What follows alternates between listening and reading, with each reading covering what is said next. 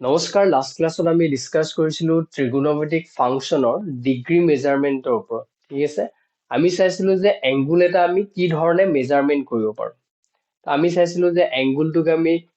ডিগ্ৰীত measurement কৰিব পাৰো বা আমি ৰেডিয়ানত মেজাৰমেণ্ট কৰিব পাৰো। ঠিক আছে, ডিগ্ৰী মেজাৰমেণ্ট বা ৰেডিয়ান মেজাৰমেণ্ট এইবিলাক কি হয় যে এংগুল এটাক মেজাৰমেণ্ট কৰা কিছুমান ইউনিট। ঠিক আছে, তো আজি আমি চাম ৰেডিয়ান মেজাৰ কি হয়। তো ইয়াতে ৰেডিয়ান মেজাৰটোক আমি চাৰ্কুলাৰ চিষ্টেম বুলিও কওঁ।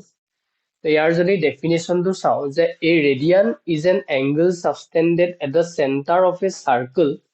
by an arc whose length is equal to the radius of the circle. তাৰ মানে ইয়াত কি কৈছে যে ৰেডিয়ান হৈছে এংগুল এটাক মেজাৰ কৰা এটা ইউনিট। ঠিক আছে, suspended at the center of a circle by an arc. মানে যদি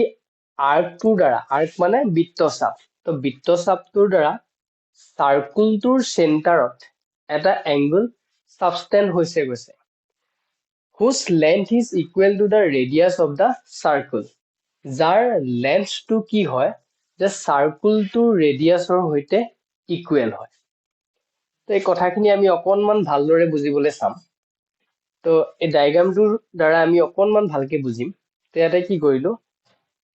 এটা চাৰ্কুল ললো, চাৰ্কুলটোত OA এটা ৰেডিয়াছ আছে, OA এডাল মই ৰেডিয়াছ ললো, যাৰ লেন্থটো মই কি বুলি কলো, R বুলি কলো। OA ৰেডিয়াছৰ লেন্থটো মই R বুলি কলো, আৰু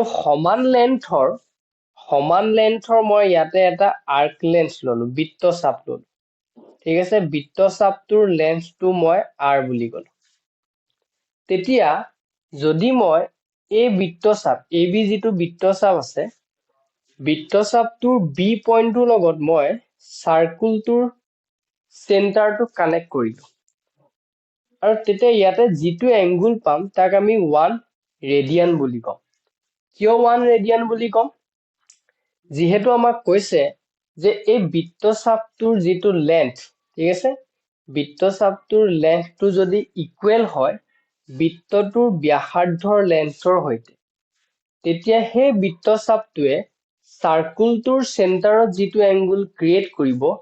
সেই এংগুলটোক আমি 1 ৰেডিয়ান বুলি কম। ঠিক আছে, তাৰ মানে 1 ৰেডিয়ান হবলৈ হলে কি হব লাগিব যে বৃত্তচাপটোৰ লেন্থ আৰু ব্যাসাৰ্ধৰ লেন্থ দুইটা ইকুৱেল হ'ব লাগিব, তেতিয়া চাৰ্কুলটোৰ চেণ্টাৰত 1 ৰেডিয়ান এটা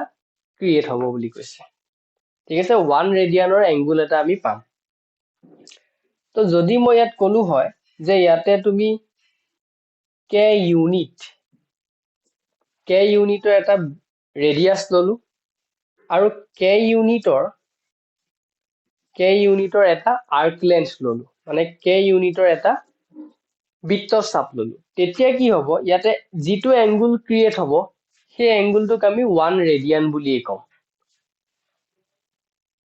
ইয়াতে যদি মই 1 ইউনিট বুলি কওঁ, 1 ইউনিটৰ এটা ব্যাসাৰ্ধ ললো, আৰু ইয়াতো যদি 1 ইউনিটৰ এটা আৰ্ক লেন্থ লওঁ, তেতিয়াও আমি ইয়াত চাৰ্কুলটোৰ চেণ্টাৰত 1 ৰেডিয়ানৰ এটা এংগুল পাম। ঠিক আছে, তাৰ মানে ৰেডিয়াছ আৰু আৰ্ক লেন্থ দুইটা ইকুৱেল হৈ থাকিলেই আমি চাৰ্কুলটোৰ চেণ্টাৰত 1 ৰেডিয়ান এটা পাম।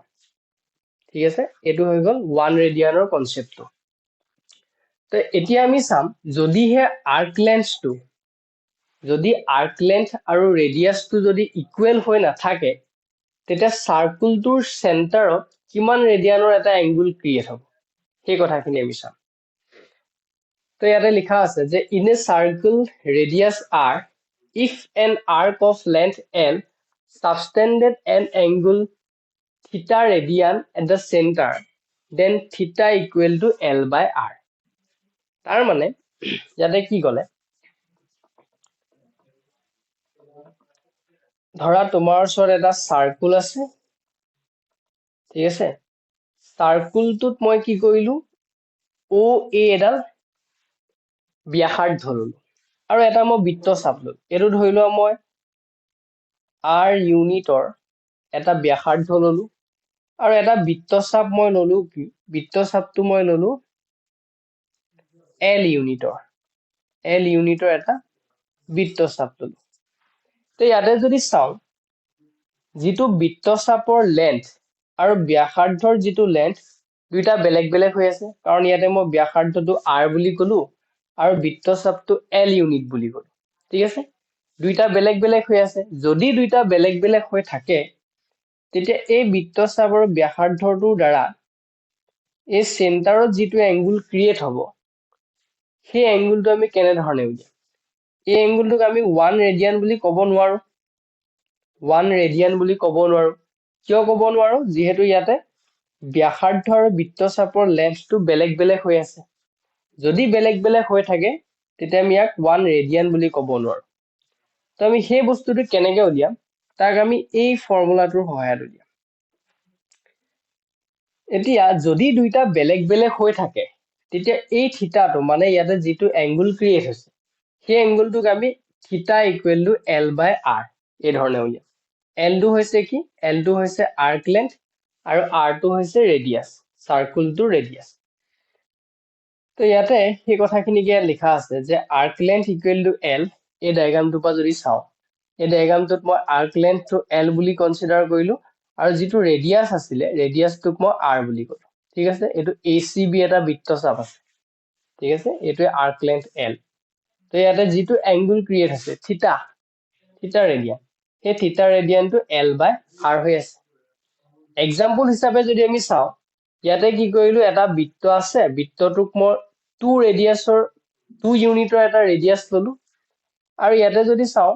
আৰ্ক লেন্থটো মই 4 ইউনিট বুলি কলো এটা দুইটা বেলেগ বেলেগ হৈ আছে আৰ্ক লেন্থ আৰু ৰেডিয়াস দুইটা বেলেগ বেলেগ হৈ আছে দুইটা যদি একে থাকিলে হয় তেতিয়া ইয়াক আমি 1 ৰেডিয়ানৰ এংগুল ক্ৰিয়েট হৈছে বুলি কলো হয় কিন্তু যেহেতু দুইটা বেলেগ বেলেগ গতিকে আমি ইয়াৰ যিটো থিতা এংগুল ক্ৰিয়েট হৈছে তাক মই কেনেকৈ উলিয়াম 4/2 মানে L/r L হৈছে 4 r হৈছে 2 তেতিয়া ইয়াতে আমি কিমান পাম 2 ৰেডিয়ানৰ এটা এংগুল পাই যাম ইয়াতে আমি যিটো থিতা ইকুৱেল টু L/r পাইছো ইয়াক আমি অনলি ৰেডিয়ান মেজাৰমেন্ট উলিয়াবৰ কাৰণেহে ইউজ কৰি আছো কিন্তু ঠিক আছে ইয়াতে যিটো থিতা আছে ই কি হয় সদায় ৰেডিয়ান আমি ৰেডিয়ান মেজাৰৰ কাৰণেহে ইউজ কৰি আছো ঠিক আছে আৰু ইয়াতে যিটো L আৰু R থাকিব মানে যিটো আৰ্ক লেন্থ আৰু ৰেডিয়াস থাকিব এই দুইটা সদায় কি হ'ব লাগিব সেম ইউনিট হ'ব লাগিব সেম ইউনিটত থাকিব লাগিব সেম ইউনিটত থাকিলে তোমালোকে থিতাটো ৰেডিয়ানত উলিয়াব পাৰিবা যদি সেম ইউনিটত নাথাকে তেতিয়া আমি সেম ইউনিটলৈ কনভাৰ্ট কৰি ল'ব লাগিব ঠিক আছে আজিলৈ ইমানেই ধন্যবাদ